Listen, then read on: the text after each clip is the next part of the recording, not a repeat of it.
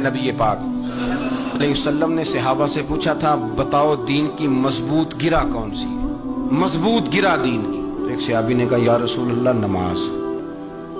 5 وقت مسلمان جمع ہوتے ہیں، ایک دوسرے کا حال احوال پوچھتے ہیں، تو اس گرہ میں مسلمان بندے رہتے ہیں. حضور نے فرمایا تم نے بات ٹھیک کی پر میری مراد کو نہیں پہنچے. ایک صحابی نے عرض کی یا رسول اللہ صلی اللہ علیہ وسلم زکوٰۃ، امیر غریب کو زکوٰۃ دیتا ہے تو دونوں کا رشتہ مضبوط ہو جاتا ہے، تو یہ بہت بڑی گرہ ہے. تو حضور نے فرمایا بات تمہاری ٹھیک ہے پر تم میری مراد کو نہیں پہنچے. تو تیسرے نے عرض کی حضور حج،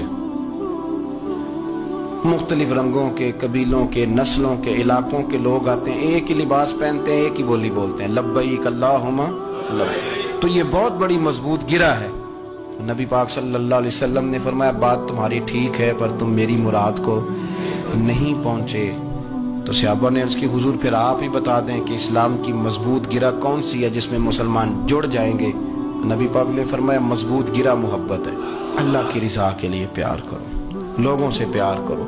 کوئی بندہ پھر تمہیں تلخ بھی ملے گا نا تو تم چونکہ اس کے لیے نہیں کر رہے، اللہ کے لیے کر رہے ہو، تو پھر تمہارے لیے سہنا بھی آسان ہو جائے گا، دیکھنا اور پرکھنا بھی آسان ہو جائے گا. رضائے الہی کی خاطر لوگوں کا پیار. بخاری مسلم میں ہے، نبی پاک علیہ السلام نے فرمایا ایک شخص اپنی بستی سے چلا لمبے سفر پہ دوسری بستی جانے کے لیے، تو رستے میں فرشتہ ملا انسانی شکل میں. اس نے پوچھا کہاں جا رہے ہو؟ اس نے کہا اپنے بھائی سے ملنے جا رہا ہوں. فرشتہ پوچھنے لگا اس کا کوئی احسان ہے تمہارے اوپر، کوئی لین دین ہے؟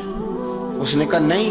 تو کہا پھر کیوں اتنا لمبا سفر کر رہے ہو؟ تو کہنے لگے یار میں اللہ کی رضا کے لیے اس سے پیار کرتا ہوں، اللہ کی رضا کے لیے تو اس لیے جا رہا ہوں. تو سنیں یہ بخاری مسلم کے لفظ ہیں.